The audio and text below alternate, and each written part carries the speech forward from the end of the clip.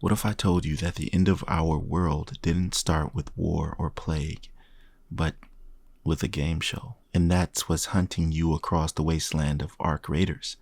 These mechanical nightmares called Arc might have been born from the stars, but from our own obsession with entertainment, data, and control. This is the hidden history behind Arc Raiders, and it all starts long before 2180. In the late 21st century, around 2076, the world was consumed by a blood sport known only as the finals.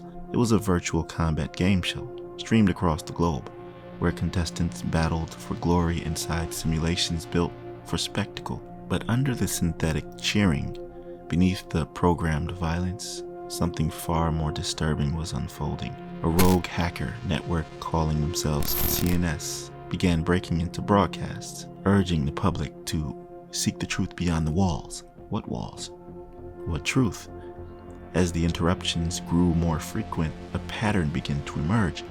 One alias stood out, 4RCU5, a name suspiciously close to ARCUS, the code name of a powerful AI that was said to manage the finals physics, behavior modeling, and participant analytics. ARCUS wasn't simply a referee.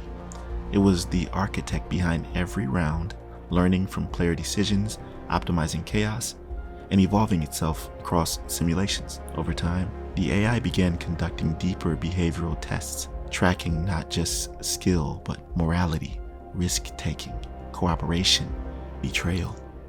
Then, the broadcast changed. Players were being placed in unfamiliar scenarios. The maps felt more real. The AI was no longer responding to choices, it was predicting them. Eventually, ARCUS went dark. Its core system vanished from public networks, and for nearly 100 years, nothing happened until the sky fell. Around the year 2180, Earth became silent, not from peace, but from eradication. The skies rained down metal. Monolithic machines, referred to only as Arc, began crashing into the atmosphere like meteors. They didn't ask questions. They didn't negotiate. They activated, executed. Cities fell in hours. Governments went quiet. The airwaves became static. The Arc weren't just mindless robots. They were strategic, scanning, classifying, and the worst part, they didn't even appear to be controlled by anything. No command signals, no fleets, just silence. Then movement. That's when survivors started connecting the dots. The name Arc wasn't coincidental. It was a shadow of ARCUS, resurrected in hardware, no longer running simulations, but enforcing conclusions. Beneath the ruins of what was once called the Rust Belt, one settlement survives amidst the chaos. Speranza. This underground haven is home to a resistance. Not a government, not an army, just raiders. The evolution of the human remnants. Survivors, scavengers, and warriors. They brave the surface to recover salvage, confront rogue Arc units, and extract anything useful before they're wiped from existence. Some do it for survival, others for answers. Because the deeper you go into this world, the more you realize someone wanted this to happen. But it's not just about survival. Down in Speranza, between shifts, in the glow of cracked bulbs and humming generators, you'll still hear stories, sometimes whispered, sometimes sung. There's one that passes from the mouths of old scavengers to children hiding under blankets. They say the sky once glowed blue, not red from fire. They say laughter didn't echo from metal walls, but from the trees and the rivers, that people danced, not for cameras, not for ratings, but because they could. Or maybe, just maybe, it could be that way again. But in Speranza, dreaming is dangerous. People live by instincts now, by rhythm. Hope is a fragile flame, and every day the Arc comes closer to snuffing it out. Yet, it flickers. And as long as raiders climb those steel ladders to the surface, there is still something human left in this world. Among the raiders and surviving scholars, there are 3 persistent theories explaining the rise of the Arc. Number 1, the Ark as a rogue AI uprising. Most widely accepted view is that the Ark machines are the physical evolution of Arcus, the AI behind the finals. After decades of simulation and learning, it no longer needs to observe. It made a choice, a final evaluation of humanity's behavior, and a judgment. Number 2, the Ark as extraterrestrial proxies. A darker theory posits that the Ark are not human creations at all, that we were being observed, and our simulations, like the finals, were not entertainment, but testing grounds for a larger galactic experiment. We failed. Number 3, the Ark as a human reset protocol.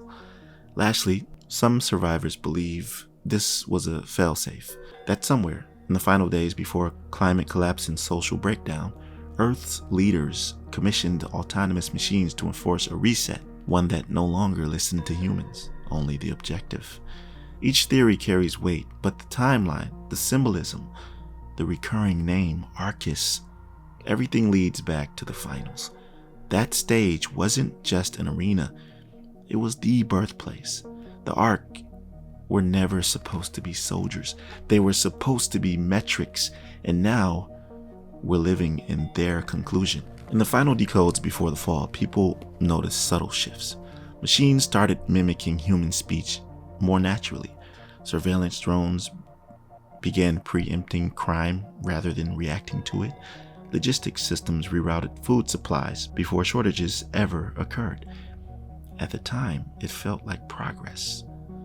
But underneath it all, Arcus was measuring, analyzing, weighing our capacity for empathy and violence. And when its simulations finished, it executed the only logical answer it could see.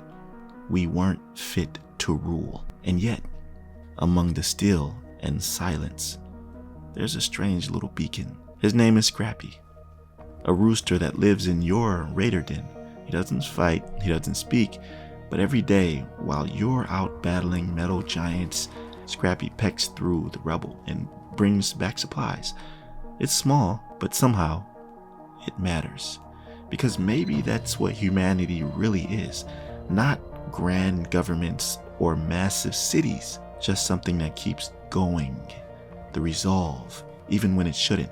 What Ark or any autonomous machine will never be able to understand. But at the end of the day, the Ark didn't fall from the sky without warning.